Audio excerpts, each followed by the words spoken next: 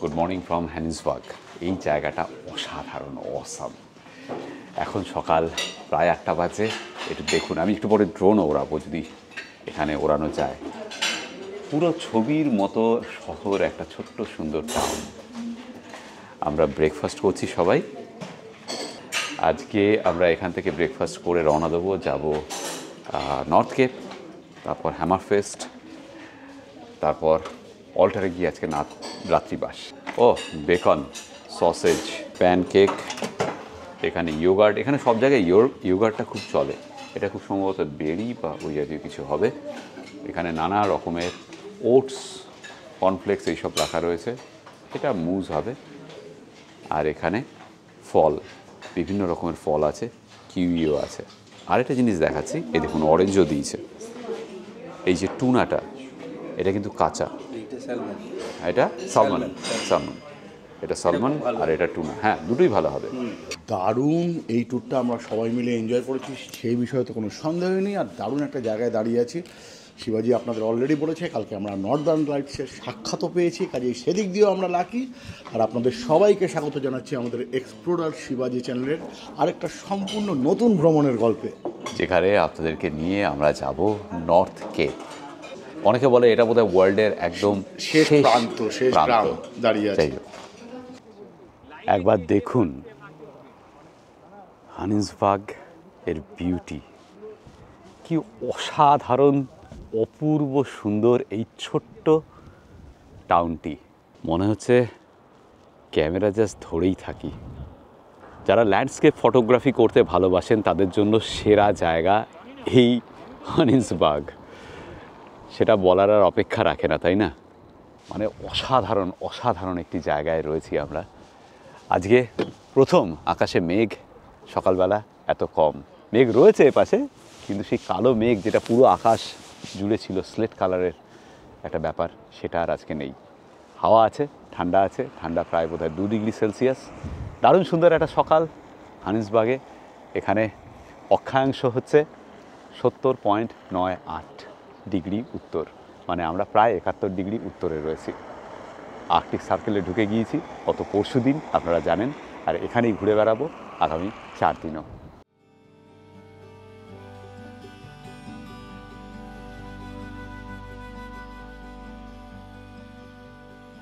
দ্বিতীয় বিশ্বযুদ্ধের সময় নাৎসিরা সম্পূর্ণভাবে দখল করে নিয়েছিল নরওয়ে। এই হানিসবার্গও ছিল নাৎসিদের কন্ট্রোলে।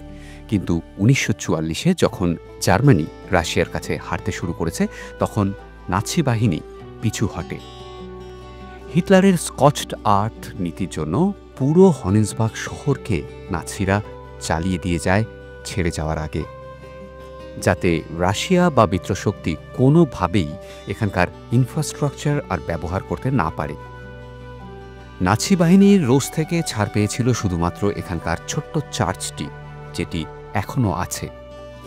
আর হানিসবার্গের বাকি সব বাড়িঘর কিন্তু 1946 সালের পরে তৈরি। কেমন লাগলো এই জায়গা?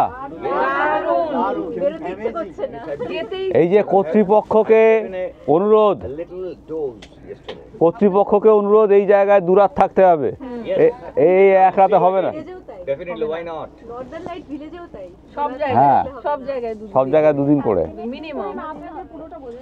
উনি তো বলবেন তাহলে গুড় দাও মিষ্টি হবে, তাই না?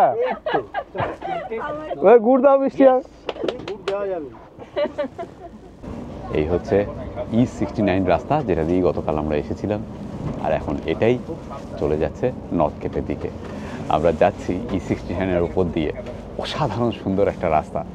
এখান থেকে 35 মিনিট লাগবে।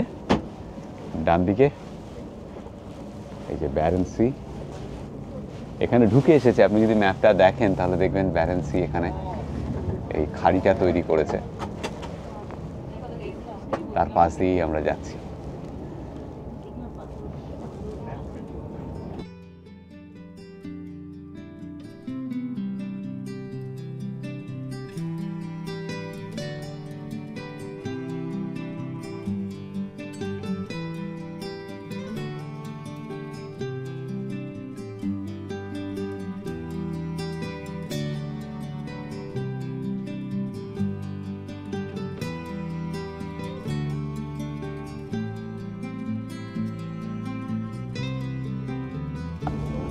অসাধারণ একটা রাস্তা নর্থ কেপ যাওয়ার।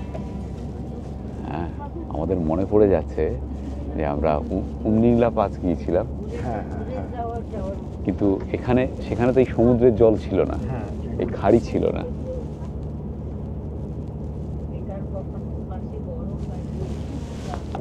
ছোটবেলায় আমরা তুন্দ্রা অঞ্চল পড়েছিলাম, আর আজকে সেই তুন্দ্রা অঞ্চলেই এখানে আমরা ছিলাম, যেখানে হনিসবার্গ, সেখানের অক্ষাংশ ছিল যেটা বললাম প্রায় 71 ডিগ্রি উত্তর, আর আজকে যাচ্ছি 71.14 ডিগ্রি উত্তরে, এখানে নর্থ কেপ। একবার দেখুন বাইরেটা, একবার দেখুন কোন খান দিয়ে যাচ্ছি আমরা। হ্যাঁ, ভাষায় প্রকাশ করার বাইরে, মানে এটা ভাষা কোনো কিছু দিয়ে এটাকে প্রকাশ করা যাবে না। না, চারিদিকে ব্যারেন, কোনো গাছ নেই, কিন্তু এই জায়গাটাকে মরুভূমিও মনে হচ্ছে না। এখানে স্পেলিংটা কি লিখেছে দেখো, নর্ড কাপ। এখান থেকে আর 13 কিলোমিটার আমরা বাদিকে বাঁক নিলাম। চলে এসেছি। বাইরে যে ঘাসগুলো সেগুলো দেখলেই বোঝা যাচ্ছে প্রচণ্ড হাওয়া চলছে বাইরে, ওটাই একমাত্র চিন্তার, হাওয়াটা।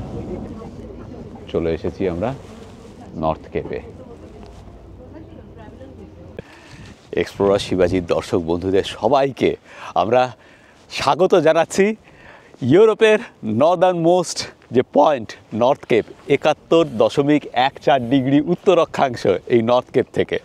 ভাবতেই তো অবাক লাগছে শিবাজি। হ্যাঁ, যেখানে দাঁড়িয়ে আছি এটা একদম পৃথিবীর শেষ প্রান্ত নাকি? না, পৃথিবীর শেষ প্রান্ত বলতে আবার আপত্তি আছে, কারণ এদিককার ইউরোপের শেষ প্রান্ত বলতে পারি, একদম নর্দার্ন, মানে এদিককার যে পৃথিবী তার শেষ প্রান্ত। এদিকে হচ্ছে নরওয়েজিয়ান সি, বাদিকে যদি তাকান মানে পশ্চিম দিকে, এইদিকে উত্তরে হচ্ছে ব্যারেন্ট সি, তার উত্তরে আরও চলে গেলে আর্কটিক ওশান। এবার যেমনি আমাদের হয় না ইন্ডিয়ান ওশানের একটু উত্তরে গেলে আমাদের বঙ্গোপসাগর, এদিকে আরব সাগর, ঠিক তেমনি এই ব্যারেন্ট সিটাকে বলতেই পারি যে আমরা আর্কটিক ওশানের দক্ষিণ ভাগ। চলুন দেখি। আমি জানি না ড্রোন ওড়ানো যাবে কিনা, ড্রোন ওড়ানো গেলে অবশ্যই ওড়াবো। প্রচণ্ড হাওয়া দিচ্ছে, এখানে বরফ জমে রয়েছে, আর আকাশ এরকম, চারদিকটা এরকম দেখুন, সাংঘাতিক হাওয়ার আওয়াজ আশা করা যায় আপনাদের কানে পৌঁছাচ্ছে। টেম্পারেচার এখন যা দেখাচ্ছে গুগল 5 ডিগ্রি সেলসিয়াস, এমন কিছু একটা ঠান্ডা নয়। যেটা সমস্যা সেটা হচ্ছে হাওয়াতে পুরো এই নাক মুখ পুরো জমে যাচ্ছে। কি অসাধারণ লাগছে দেখুন, ওই আলোর রিফ্লেকশনটা সমুদ্রের মাঝে। এখানে কিন্তু সমুদ্র নীলের বদলে একটু কালচে, তাই না?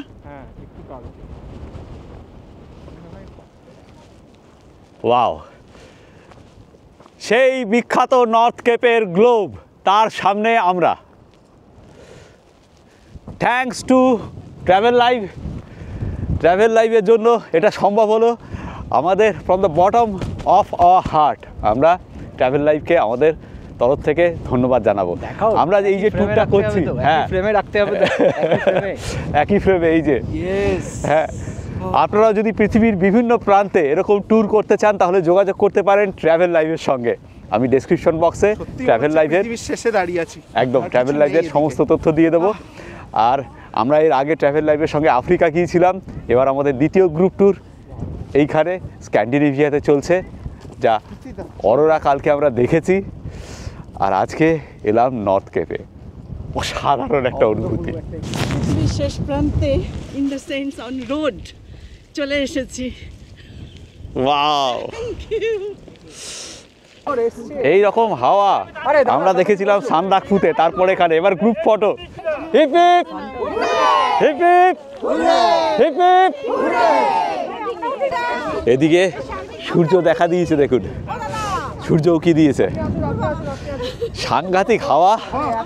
চলো, কেমন লাগছে বলুন? দারুণ লাগছে, দারুণ দারুণ, খুব ভালো, হ্যাঁ খুব ভালো লাগছে। ওকে, কালকে পরে তো আরোই ভালো লাগছে, কালকে দর্শন পেয়েছি আমরা, যাকে দেখতে এসেছি। নাক দিয়ে জল পড়ছে, চোখ দিয়ে জল পড়ছে, নাক দিয়ে জল পড়ছে। সবাই খুশি তো? খুব খুশি। এই দেখুন এখানে বাজে 71°10'21". অসাধারণ একটা অনুভূতি। এই 71.14 উত্তর অক্ষাংশে নর্থ কেপে এসে নাক দিয়ে জল পড়ছে, দেখতে পাচ্ছেন। ছোটোবেলার স্বপ্ন ছিল এখানে আসার, আজকে সার্থক হলো। এত অদ্ভুত সুন্দর একটা জায়গা, এত হাওয়া দিচ্ছে, আমরা থাকতে পারছি না, কিন্তু তাও আমরা এখানে এখনও যতটা সময় সম্ভব কাটাচ্ছি। এক অদ্ভুত অসাধারণ চমৎকার অনুভূতি।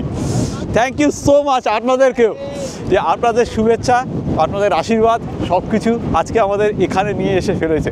Thank you so much. অসাধারণ একটা অনুভূতি আজকে এখানে। এরকম জায়গায় আসলে একটা অনুভূতি হয় যে এই অসাধারণ প্রকৃতির মাঝখানে আমরা মানুষরা কতটা ক্ষুদ্র আর কি। তা এইখানে দাঁড়িয়ে তীব্র হাওয়া দিচ্ছে, কিন্তু আপনাদের সবার জন্যে একটা ছোট্ট করে গান আর কি। অরূপ যখন স্মরণ হয়, থাকে না লোক লজ্জার ভয়।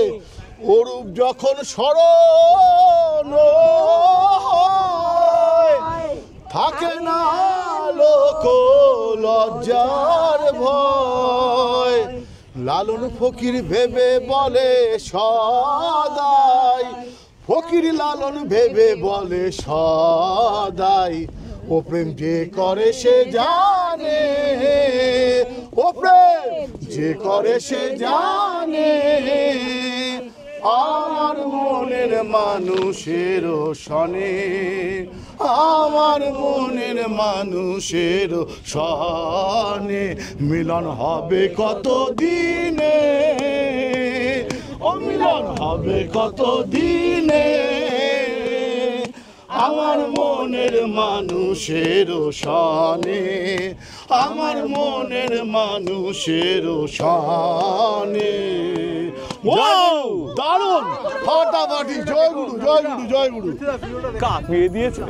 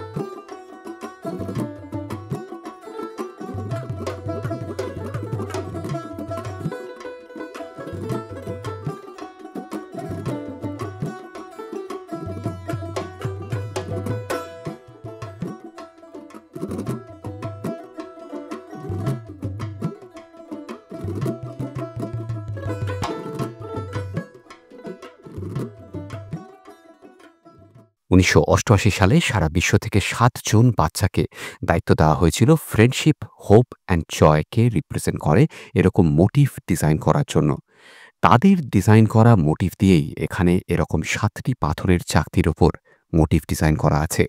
আর সঙ্গে রয়েছে মা ও শিশুর এই ব্রোঞ্জের স্কাল্পচারটি, যা তৈরি করেছিলেন নরওয়েজিয়ান আর্টিস্ট ইভা রাইবাকেন।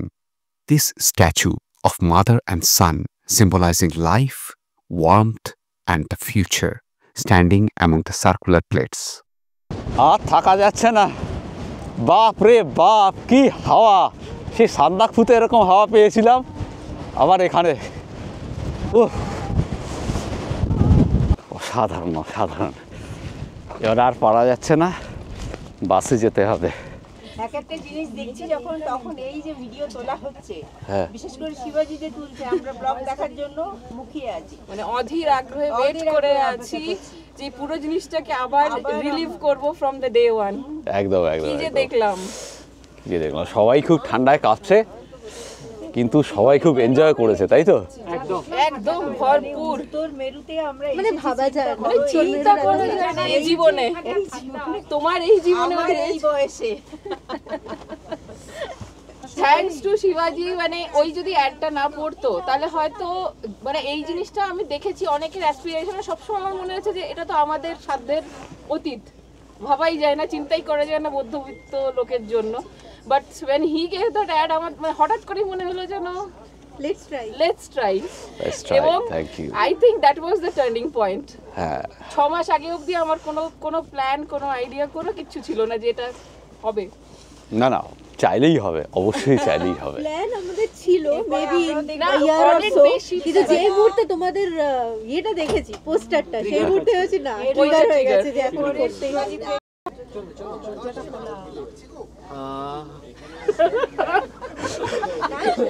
এই তো শিবাজি নকল হয়ে গেল, চোখটা বন্ধ করে। দেখে তুমি করতে পারো কিনা দেখি।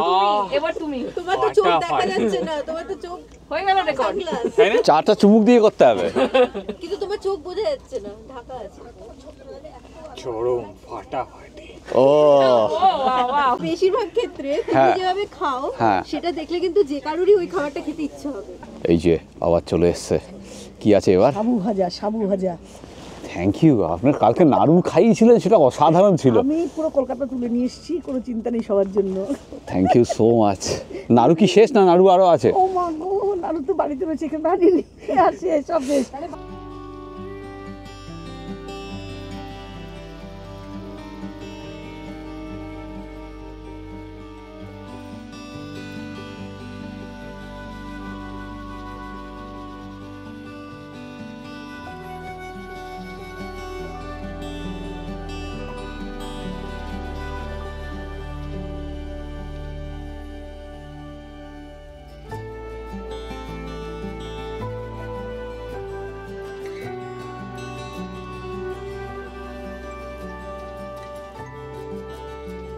আমাদের পরের গন্তব্য হ্যামাফেস্ট, ঘন্টা 3-1 জার্নি। আমরা যে হোটেলে ছিলাম হানিন্সবাগে, সেই হোটেলে নিয়ে এলো নর্থ কেপ থেকে ওয়াশরুম ইউজ করার জন্য, কারণ পথে আর কিছু পাওয়া যাবে না। তো এই ঘন্টা 3 জার্নিটার আগে সেই জন্য একটা ওয়াশরুম ব্রেক আমাদের এই হোটেলেই। সে ওয়াশরুম তো ইউজ করবো, কিন্তু তার আগে দেখি কফিটা একটু পাওয়া যায় যদি। দারুণ সুন্দর কফি খেলাম। এবার এখান থেকে রওনা দেবো, ঘন্টা 3 লাগবে হ্যামাফেস্ট পৌঁছাতে। এই জায়গাটা ছেড়ে না যেতে ইচ্ছে করছে না। হানিন্সবাগ মনে থাকবে আজীবন। এই যে আবার খাওয়া এসে গেছে। এবার কি হোমমেড নিমকি? ও thank you thank you thank you. আমরা একের পর এক পেয়ে যাচ্ছি। আমাদের ড্রাইভার দাদা কি খাবেন? হ্যাঁ উনি খাবেন না? কি করে? Thank you.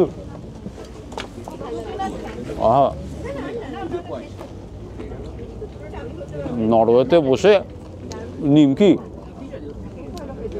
মানে এটা টাইটেল হতেই পারতো, নরওয়েতে নিমকি।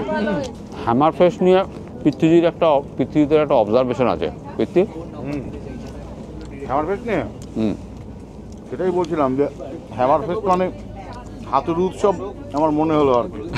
সেই জন্য বললাম যে ওখানে কি লোকে মাথায় হাতুড়ি দিয়ে বাড়ি মেরে উৎসব করে, সেটাই জানতে চাইছিলাম আর কি।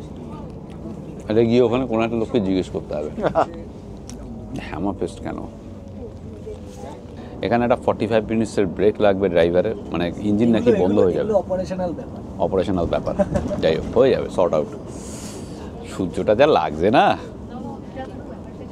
এইখানে, রোদ এলে লোকে এত আনন্দিত হয় কেন, বা গরমের জায়গায় গিয়ে এখানকার লোকজন কেন এত আনন্দ পায় এখন বুঝতে পারছি। এই যে আবার চলে এসছে আরেকটা, কি আছে বলো? সোনপাপড়ি। সোনপাপড়ি, এই সবে দিওয়ালি গেল, দিওয়ালি স্পেশাল মিষ্টি এটা। সামনেই বাদিকে ওল্ডার ফিয়র্ডস, একটা দারুণ সুন্দর ফিয়র্ডস। আর একটু এগিয়ে ওল্ডার ফিয়র্ডস থেকে একটা গোল চক্কর মতো আসবে, সেখান থেকে আমরা ডান দিকে যাব। যারা আগের পর্ব দেখেননি বলে দিই, এই ফিয়র্ডস, এই নরওয়ে হচ্ছে দ্য ল্যান্ড অফ ফিয়র্ডস।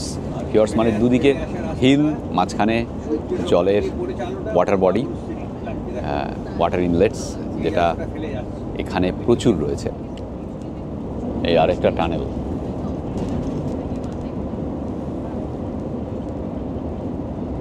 এটা ছোট্ট টানেল, আর বাদিকে এই যে ফিয়র্ডস। এই ফিয়র্ডসের স্পেলিং কিন্তু FJORDS, উচ্চারণটা হয় ফিয়র্ডস।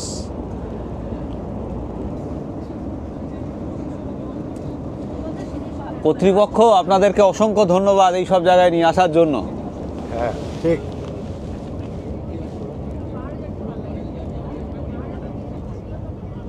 আহা, টেবিল টপ মাউন্টেন মনে হচ্ছে।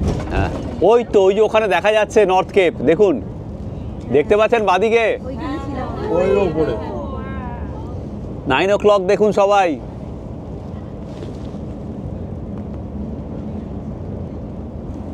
এই যে এই টানেলটা, এটা 6,870 মিটার এর দৈর্ঘ্য, মানে প্রায় 7 কিলোমিটার।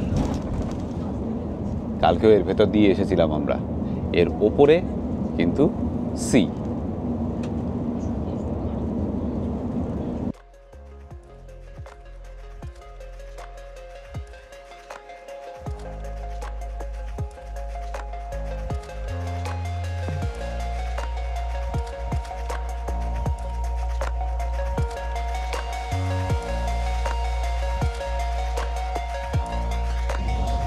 অসাধারণ মানে প্রাকৃতিক দৃশ্য এই রাস্তার, মানে গন্তব্য ইম্পর্টেন্ট না, জার্নিটাই এখানে সব থেকে বেশি ইম্পর্টেন্ট মনে হচ্ছে।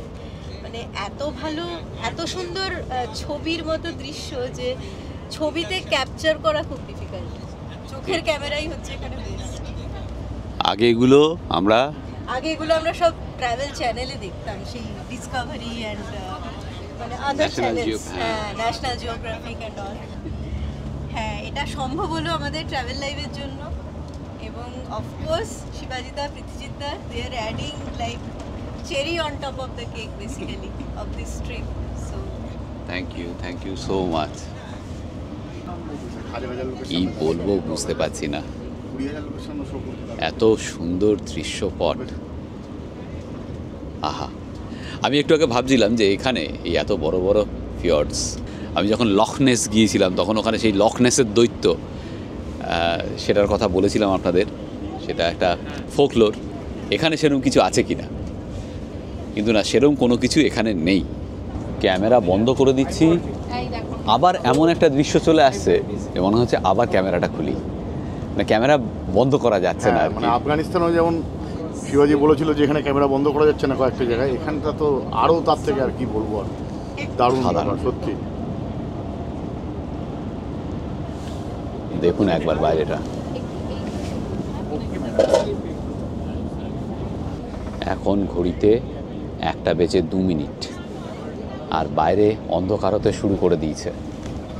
এই দেখুন, সূর্যের আলো অনেকটাই কমে গেছে। সূর্য কিন্তু যতটুকু দেখা গেছে ওই দক্ষিণ পশ্চিম দিগন্তে।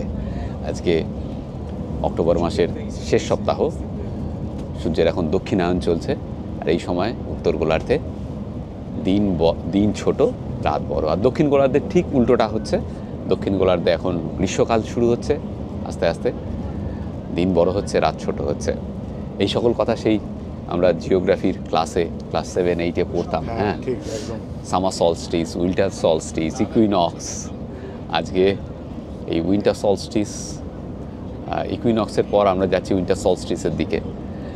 তো বেশ বুঝতে পারছি এই যে দক্ষিণ গোলার্ধের দিন, এই উত্তর গোলার্ধের দিন ছোট, কতটা ছোট, এবং জীবনযাত্রা কিভাবে এফেক্টেড হচ্ছে এর জন্য, সেটা এখানে বেশ বোঝা যাচ্ছে। এখানকার স্থানীয় লোক যারা, তাদের কিন্তু ভিটামিন ডি এর বেশ অভাব।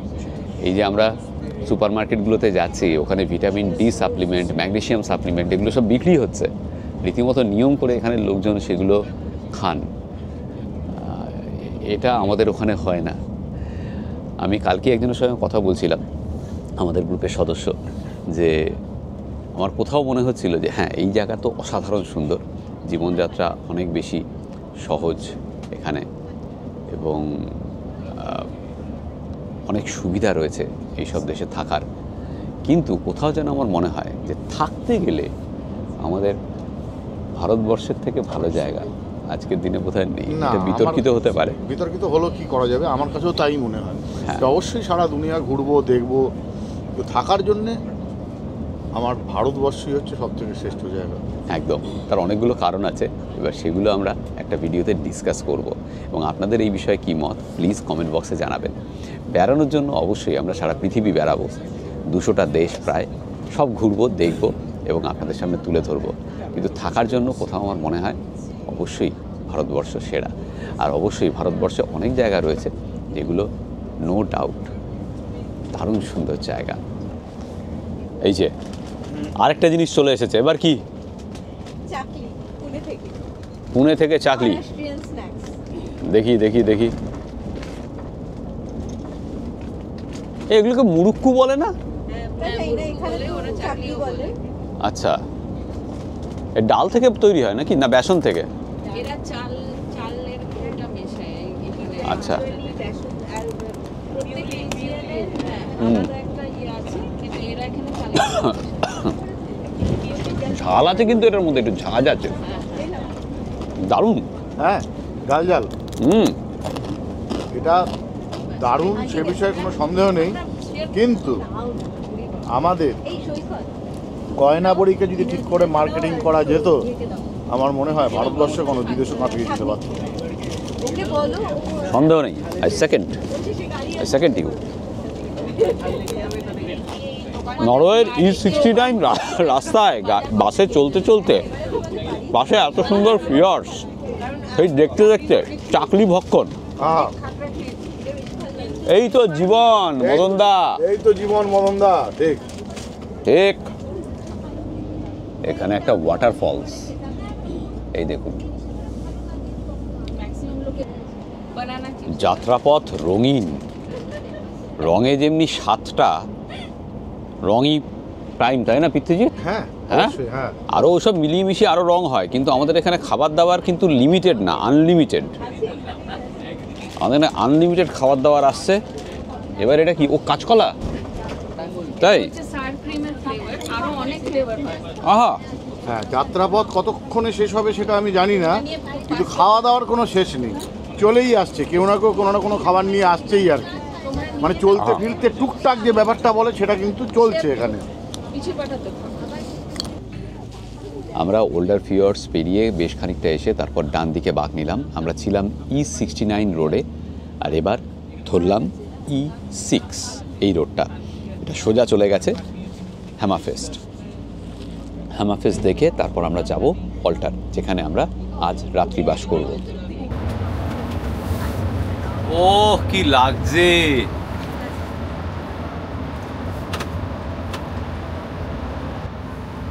মনে হয় আকাশে কেউ সোনা গলিয়ে ঢেলে দিয়েছে।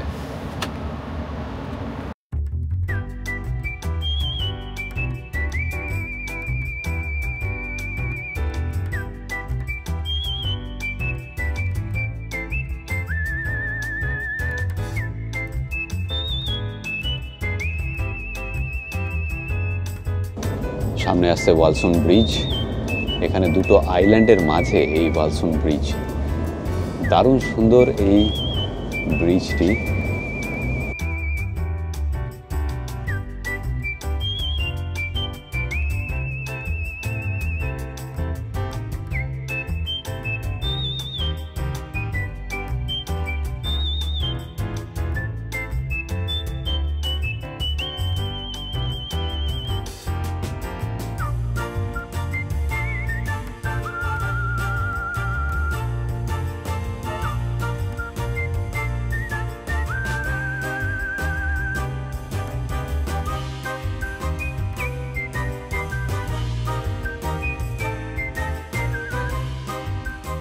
আপনাদের বাদিকে দেখতে পাচ্ছেন হ্যামারফেস্ট, ছোট্ট সুন্দর একটা শহর। এখানকার লোকেদের আগে দুটো জিনিস ছিল, ওয়েল হান্টিং আর পোলার বিয়ার হান্টিং। এই দুটো খুব ট্র্যাডিশন এখানে। হ্যাঁ, না আর কোথায়, আর তো কিছুই।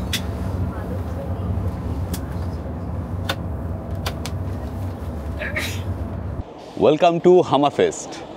দেখুন, একটু শহরটা দেখুন, কোথায় দাঁড়িয়ে রয়েছি। অসাধারণ সুন্দর, কিউট, বিউটিফুল, রোম্যান্টিক একটা ছোট্ট আর্কটিক শহর। কি যে অপূর্ব জায়গা এটা, প্রতিটা জায়গা এখানে একদম ছবি। ঘড়িতে এখন বাজে হচ্ছে 3:05। সন্ধে হয়ে গেছে, দেখতেই পাচ্ছেন। আমরা রয়েছি হ্যামারফেস্টে। 1996 সালের আগে অবধি, হানিসবার্গ হয়েছিল 1996 এবং অনওয়ার্ডস, তার আগে অবধি এই জায়গাটাই ছিল ইউরোপের নর্দার্ন মোস্ট সিটি। এখন হানিসবার্গ, যেটা বলেছি। আচ্ছা, আমরা এখন যাচ্ছি মিউজিয়ামে। এখান থেকে 2-3 মিনিট হাঁটতে হবে, যেখানে বাস পার্ক করেছে। ভালো শহরটা দেখাতেও পারবো আপনাদের। এই জায়গায় স্টোন এজ থেকে মানুষের বসবাসের প্রমাণ পাওয়া যায়। পরবর্তীকালে আস্তে আস্তে ডেভেলপ করেছে জায়গাটা। মূলত এখানকার অধিবাসীরা হচ্ছে সামি পিপল, যারা এই ল্যাপল্যান্ডের মূল অ্যাবরিজিন। এখানেও তারাই থাকতো। তাদের মূল জীবিকা ছিল হান্টিং আর ফিশিং। পাশেই সমুদ্র দেখতেই পাচ্ছেন, খাড়িটা এখানে ঢুকে এসেছে। ফিশিং আর হান্টিং করেই তাদের জীবন কাটতো। আস্তে আস্তে 15 শতকের পর থেকে ব্যবসা বাণিজ্যের জন্য এই জায়গাটা গুরুত্ব বাড়তে থাকে। কারণ রাশিয়ার সঙ্গে যে ট্রেড হতো এই অঞ্চলে, সেটা এই হ্যামারফেস্ট কিন্তু একদম কেন্দ্রবিন্দুতে, তখন গুরুত্ব বাড়তে থাকে।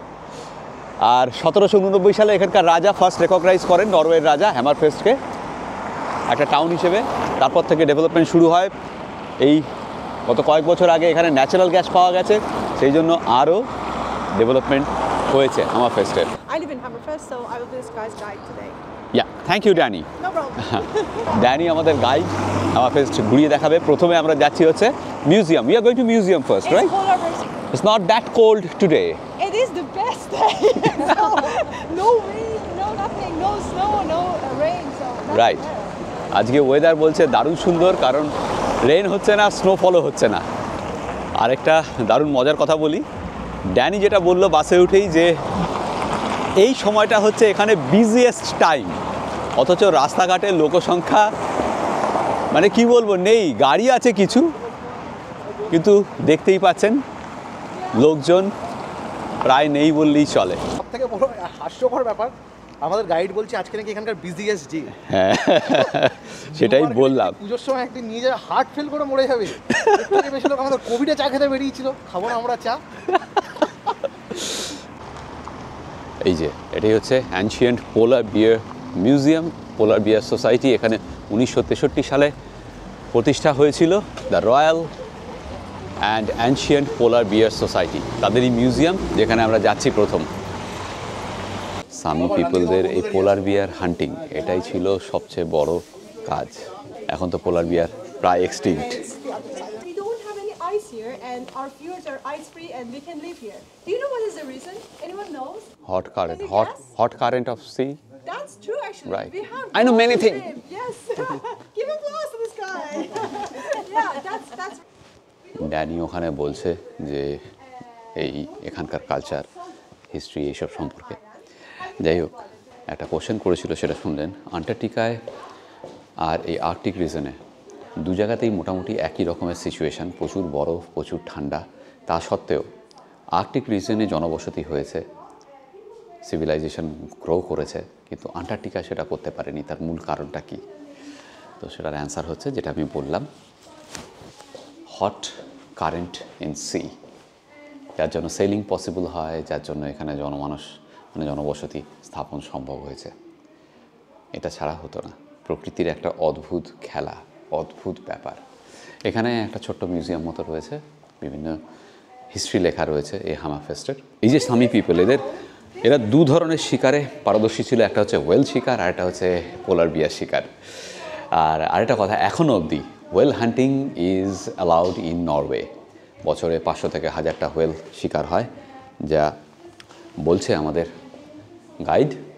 এবং এটাকে অনেকেই সাপোর্ট করে না, বিশ্বজুড়ে এর প্রতিবাদ চলছে। আশা করা যায় এটা অদূর ভবিষ্যতে বন্ধ হবে। এবং আপনি এখানে এলে পরে ওয়েল মিটও ট্রাই করতে পারেন, এখানে বিভিন্ন জায়গায় সেটা পাওয়া যায়।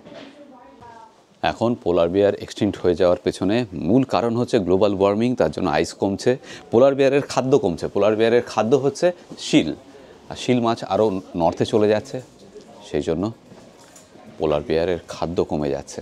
হ্যাঁ, মানে পোলার বিয়ারের এমন অবস্থা, নিরামিষাশী হয়েও তো লাভ নেই, পাওয়া যায় না ভেজিটেশন, নাহলে নিরামিষাশী হয়ে যেত আর কি। হ্যাঁ, তাহলে বেঁচে যেত। তাই এখানে একটা ছোট্ট সুভেনিয়ার শপ আছে, তার মধ্যেই আমরা আছি। এই যে বিভিন্ন জিনিসপত্র পাওয়া যাচ্ছে এখানে। তার মধ্যে যেটা আমরা কিনি সব জায়গায় গেলে, সেটা হচ্ছে ফ্রিজ ম্যাগনেট। বাদিকে কোথায়? আচ্ছা, এখানে এগুলো কিন্তু খুব সুন্দর, এই টি শার্টগুলো। মিউজিয়াম থেকে বেরিয়ে এলাম, এত সুন্দর শহর, মিউজিয়ামে বেশি কিছু নেই, শহরটাই দেখতে হবে। অন্ধকার হয়ে গেছে, লাইট জ্বলে উঠেছে, দেখুন, জাস্ট ওয়াও। তাছাড়া আর কোনো শব্দ এখানে আসবে না, জাস্ট ওয়াও। এরকম একটা শহরে দিন 5 থাকতে হবে, মানে জীবন কাটিয়ে দেওয়া যায় অবশ্যই, কিন্তু যেটা বললাম যে আমি সবচেয়ে বেশি ভালোবাসি আমার দেশকে, সেখানেই থাকতে চাইবো, সেখানেই মরতে চাইবো। কিন্তু ঘুরে বেড়াতে যেহেতু ভালোবাসি, এরকম জায়গায় এসে দিন 5 দিন 7 থাকতে চাইবো। এই ইয়টটা আরও সুন্দর করে দিয়েছে, আস্তে আস্তে হাওয়া বাড়ছে।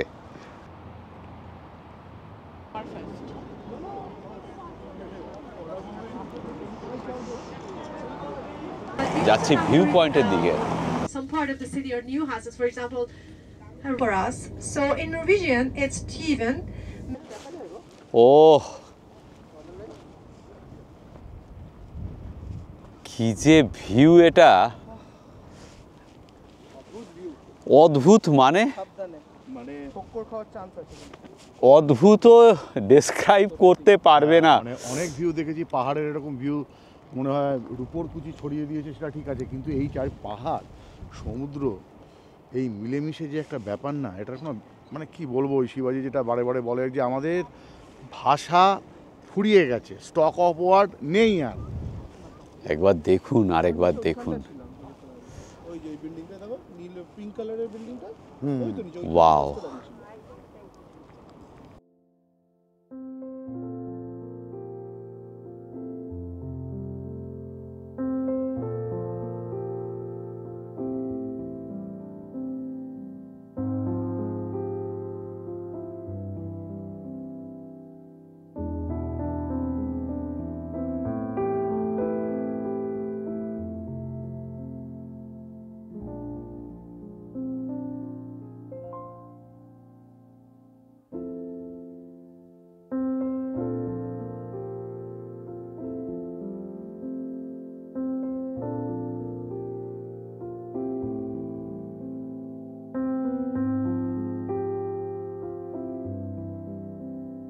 এদিকে আমি জানি না আপনারা দেখতে পাচ্ছেন কিনা, এখানে কাঠের ফেন্স লাগানো আছে, এই যে এখানটাতে। এখানে অনেকটা জায়গা জুড়ে এরকম কাঠের ফেন্স লাগানো আছে। তার কারণ হচ্ছে এখানে যারা সামি পিপল, একমাত্র তারাই রেইনডিয়ার ওন করতে পারে, তাছাড়া আর কেউ রেইনডিয়ার ওন করতে পারে না। আর এখানে প্রচুর রেইনডিয়ার, ওপার সাথে প্রচুর রেইনডিয়ার রয়েছে, এবং স্বামীরা সেই রেইনডিয়ার অনেকে প্রতিপালন করেও, অনেকে করে না, ওয়াইল্ড রেইনডিয়ার।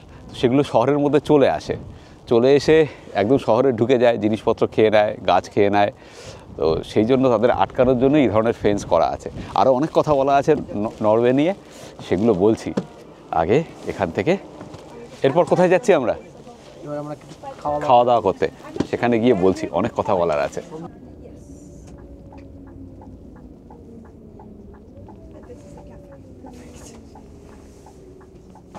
এখানে একটা ছোট্ট কফি বিরতি দেওয়া হলো।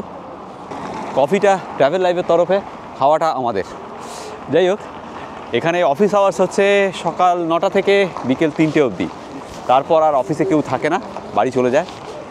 এখানে আমরা লাইন পেরোচ্ছি বলে, দেখুন আমরা লাইন পেরোচ্ছি বলে এত জ্যাম হয়ে গেল। যাই হোক, যেটা বলছিলাম, এখানে 2 মাস কিন্তু সম্পূর্ণ অন্ধকার থাকে। সেটা হচ্ছে এই ডিসেম্বর মাসের মিডিল থেকে, টু বি প্রিসাইজ ডিসেম্বর মাসের বোধহয় 18-19 তারিখ থেকে জানুয়ারি মাসের, ভুল বললাম, নভেম্বরের মিডিল থেকে শুরু করে জানুয়ারির 21 তারিখ অবধি। জানুয়ারির 21 তারিখে আবার সূর্য দেখা দেয়।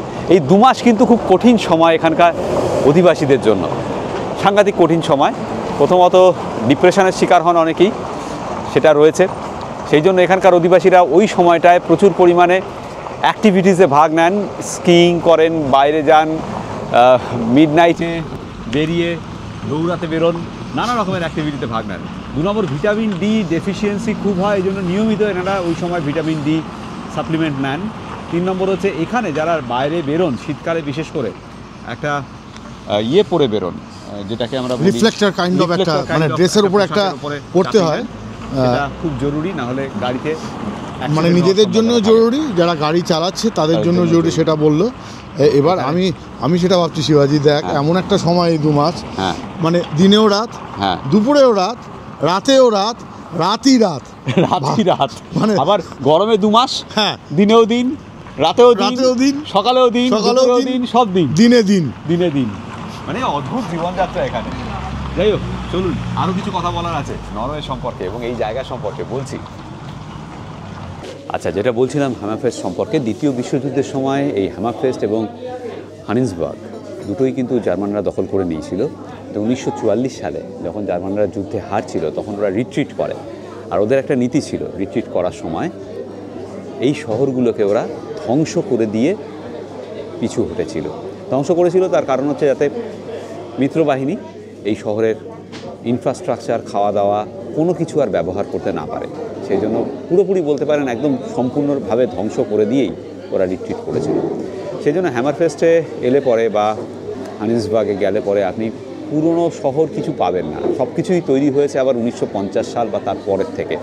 এখানে যে পুরনো বাড়িগুলো সেগুলো ওই 1950 সালের বাড়ি বা 1955 সালের বাড়ি, ভেতরটা কিন্তু আধুনিক, কিন্তু বাইরের আবহাওয়াটা যেগুলো পুরনো বাড়ি সেই সময়েরই। এইখানের করুণ ইতিহাস রয়েছে। দ্বিতীয় বিশ্বযুদ্ধের সময় প্রচুর লোককে হত্যা করেছিল জার্মান বাহিনী এই সব জায়গায়। অতীব জঘন্য একটি মার্গারিটা পিৎজা খেলাম 20 ইউরো দিয়ে, পুরো জলাঞ্জলি 20 ইউরো। যাই হোক, কফিটা ভালো ছিল।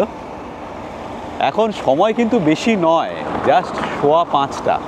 এখান থেকে অলটা যেখানে আমরা থাকবো সেখানে যেতে ঘন্টা 2 সময় লাগবে। বাসটা দেখুন, এটা লোকাল বাস।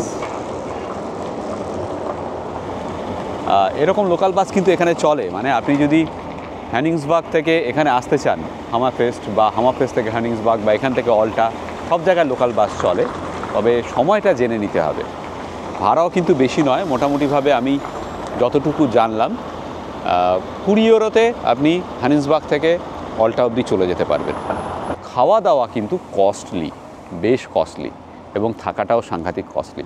আমরা গতকাল রাতে যে হোটেলে ছিলাম, আমি জিজ্ঞেস করলাম পিনাকিদাকে, বলল পার রুম খরচা পড়েছে 142 ইউরো, ইনক্লুডিং ব্রেকফাস্ট। এটা হচ্ছে এখানকার বাস স্টপ। ওখানে একটা ডিসপ্লেতে দেখাচ্ছে নেক্সট বাস কখন আসবে, কটার সময় আসবে। আর এখানে হোটেল হ্যামারফেস্ট। ঠান্ডা তেমন একটা নেই, সমুদ্রের উষ্ণ স্রোতের জন্য এই হ্যামারফেস্ট মোটামুটিভাবে গরম থাকে। শীতকালে এখানে আইস পড়ে, স্নো নয়, সেই জন্য সাংঘাতিক পিচ্ছিল হয় এই জায়গার রাস্তাঘাট যখন বরফ জমে যায় তখন। এবং ট্যুরিস্টদের সেই সময় যারা আসেন তাদের হাত পা খুব ভাঙে।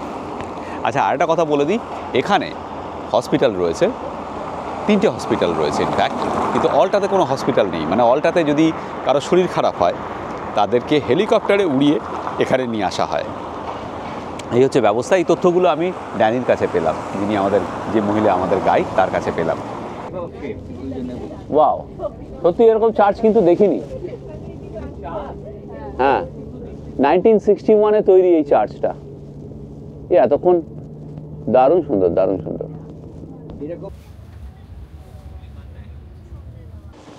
ঘড়িতে এখন 8:15। আমরা এসে পৌঁছালাম অলটা, ALTA সামনেই। আমরা যেখানে ডিনার করব সেটা হচ্ছে এই স্ক্যান্ডিক আল্টা, এই হোটেলের রেস্টুরেন্টে। এই হোটেলের একদম ডায়াগোনালি অপোজিটে যেটা রয়েছে সেটা হচ্ছে নর্দার্ন লাইটস ক্যাথিড্রাল। এই দেখুন সামনে এই রকম আর্কিটেকচারের চার্চ আমি তো জীবনে দেখিনি। আপনারা দেখেছেন কি না প্লিজ কমেন্ট করে জানাবেন।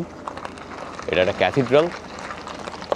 এবার আগামীকাল সকালে আমাদের একটা ওয়াকিং ট্যুর রয়েছে, সেই ট্যুরে আমরা এই ক্যাথিড্রালটা ভিজিট করব, ভেতরেও যাব এবং আপনাদেরকেও দেখাবো। এর পরের পর্বে আসবে সেগুলো। আপাতত ডিনার করে নিই এবং তারপর হোটেলে গিয়ে চেক ইন করবো। এখানে আমরা থাকবো না, আরেকটা হোটেলে থাকবো, সেটা এখান থেকে খানিকটা দূরে। এই স্ক্যান্ডিক গ্রুপের হোটেল স্ক্যান্ডিনেভিয়ায় সবচেয়ে ভালো হোটেল চেনগুলোর মধ্যে একটা, এবং one of the best actually. আমরা আগামীকাল স্ক্যান্ডিক হোটেলেই থাকবো। আগামীকাল কিরুনা যাব, সেখানে স্ক্যান্ডিক গ্রুপের হোটেলেই থাকবো। ওরে বাবা, এ তো অনেক কিছু আছে গো। পটেটোস, রাইস, না এটা white rice, baked mushroom, baked mushroom তো দারুণ, পামকিন, ক্যারট, ক্যারট, এটা হচ্ছে সেরেলি, সেলারি, এখানে চিকেন রয়েছে, ফিলে যেটা ফিলে হ্যাঁ ফিলে ফ্রাই, মানে একদম fish fry. Hello. Hello. Namaste. Oh, you namaste, namaste, namaste. But in the part where we live, in our culture, we say namaskar. We don't say namaste. In our language, there are various languages in India. In our language, we say namaskar. Namaskar. Yeah. If you find any Bengali, then I study namaste. but namaskar, namaskar in Bengali. Yeah, খুব সুন্দর বললো, দারুণ বললো। And this is moment. এই ছেলেটি একটি দুর্ধর্ষ কাজ করেছে। সবাই এবার একটু আমার দিকে দেখো, গড়িয়াহাট থেকে বালিগঞ্জের সব বাঙালিরা। For the first time in the trip we have a ঘি। আজকে ঘি ভাত খাওয়া হবে লঙ্কার সাথে। ওহ, ফাটাফাটি। পৃথ্বীজিৎ কি খাচ্ছে দেখে নিন একটু। চিকেনটা অসাধারণ খেতে, এত বড় চিকেন। ফিশ ফ্রাইটা ভালোই, হ্যাঁ আমি একটু ভাত নিয়েছি, ঘি আছে শুনেই। আপনি এই যে ঘিটা ক্যারি করেন, এটা কি আপনার মানে অভ্যেস বেড়াতে গেলে? এটা আমার সায়ন যখন খুব ছোট তখন থেকে নিয়ে ওদেরকে আমি বেরোই, ওরা বাইরে গেলে প্রচণ্ড খাওয়া নিয়ে ঝামেলা, এটা খাবো না ওটা খাবো না, আমি ঘি নিয়ে বেরোই। তা সেই ছোটোবেলার অভ্যেস, এখন ওরা বড়ো হয়ে গেছে তবু আমি মানে এটা ছাড়িনি এখনও। আমি 1 কোটো ঘি এনেছিলাম, এটা মোটামুটি শেষ। আমি আবার এটা ফিল করবো, আমি এত বড় একটা ঘি বোতল নিয়েছি, এটা আবার আজকে গিয়ে ফিল করবো, কালকে আবার নিয়ে বেরোবো, আবার সবাই পাবে। আমি সবার জন্যই নিয়েছি, শুধু থ্যাংক ইউ সো মাচ। আর এই অভ্যেস একদম ত্যাগ করবেন না, একদম না। হ্যাঁ। এই হচ্ছে অলটাতে আমাদের ঘর, একটা টুইন বেডরুম, মোটামুটি ঠিকই আছে। ঠান্ডা কিন্তু সেভাবে নেই, তাই না পৃথ্বীজিৎ? হ্যাঁ, ঠান্ডা একদমই সেভাবে নেই। আগামীকাল সকালবেলা ঘুম থেকে উঠে ব্রেকফাস্ট করে আমরা এখানে এই শহরটা একটু দেখতে বেরোবো, একটা জাস্ট ওয়াকিং ট্যুর হবে। তারপর এখান থেকে আমরা চলে যাব কিনোয়া, কিন্তু সেই সব গল্প আসবে এর পরের পর্বে। ভালো থাকবেন সকলে, আজকের ভিডিও এই পর্যন্ত। আর যেটা আমি সবসময় বলি, সবাই ভালো থাকবেন, ভীষণ আনন্দে থাকবেন, আর সঙ্গে অবশ্যই রাখবেন আমাদের চ্যানেল এক্সপ্লোরার শিবাজি। নতুন নতুন জায়গা, নতুন নতুন ভ্রমণের গল্প নিয়ে আমরা ফিরে আসবো আপনাদের কাছে। শুভরাত্রি। শুভরাত্রি। আমি শিবাজি, আর আমি পৃথ্বীজিৎ, আর আপনারা দেখছেন আমাদের চ্যানেল এক্সপ্লোরার শিবাজি। আমরা বিভিন্ন জায়গায় ঘুরে বেড়াচ্ছি আর তার ভিডিও করে এই চ্যানেলে দিচ্ছি। যদি ভিডিওগুলো ভালো লাগে তাহলে অবশ্যই লাইক, শেয়ার এবং সাবস্ক্রাইব করবেন। সাবস্ক্রাইব করার সময় বেল আইকনটা অবশ্যই ক্লিক করবেন, তাতে আমরা যখনই একটা ভিডিও দেবো তার ইনস্ট্যান্ট নোটিফিকেশন আপনাদের কাছে পৌঁছে যাবে। বাবা কিরকম জড়িয়ে যাচ্ছে, সার নেই।